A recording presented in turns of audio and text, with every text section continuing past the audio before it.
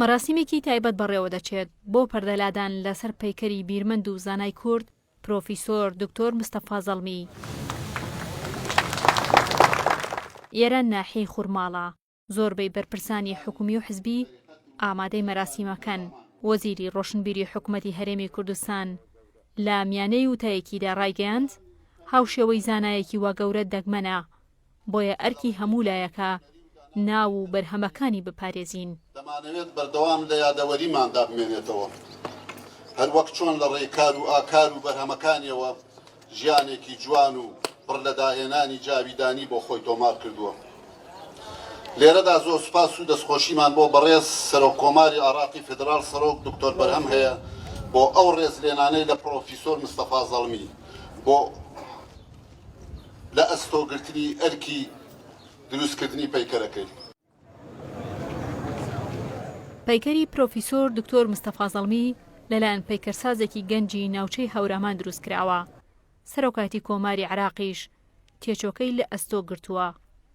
ڕاوێژکارێکی سەرۆکۆمان ڕایدەگەیەنێت ئەمەی کە کراوە خزمەتێکی بچووکە بۆ زانایەکی وا گەورەی کورد. لە ڕاستی ئەم پرۆژەیە لەلایەن بەشێک لە نوێنەرانی منتیقەکەوە و عاشقانی فیکر و دنیابینی مامۆستا زەڵمی پێشکەشی سەرۆکاتی کۆمار کراون پێشتر کە لانی کەم لێرە پەیکەرێک وەکو پێزانینیە بۆ هەوڵ و ماندووبوونەکانی زانای گەورەمان دکتۆر مستەفا زەڵمی بکرێ و نەسب بکرێ لێرە بەبێ دوو دڵیەوە بەڕاستە و خۆی بەڕێز فەخامەتی سەرۆکۆمار ڕازی بووە لەسەرم پرۆژەیەوە.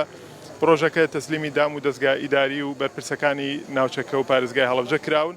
سوپاس بۆخوا ئەمڕۆ پرۆژەکە افتتاح کراوە بە حزوری کۆمەڵی کەسایەتی بەڕێز و پەیوەندیدار لە کەسانی ڕۆشنبیر، کەسانی ڕسمی و نوێنەری دام و دەستگا حکوومەکان و نوێنەری منتیقەکە خوورماڵ هەورامان زەڵم و خزمانی مامۆستا و بنەماڵی مامۆستا توانرا پەردە لەسەر پەیکەرەکە لا ببرێ.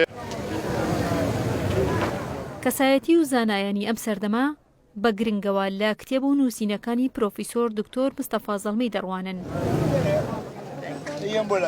هاوکات خانەوادەکەشی دڵخۆشن بە دروستکردنی ئەم پەیکەرە و داوا دەکەن زیاتر بە گرنگەوە لە بیر و هزری زانایەکی وا گەورە بڕوانرێت.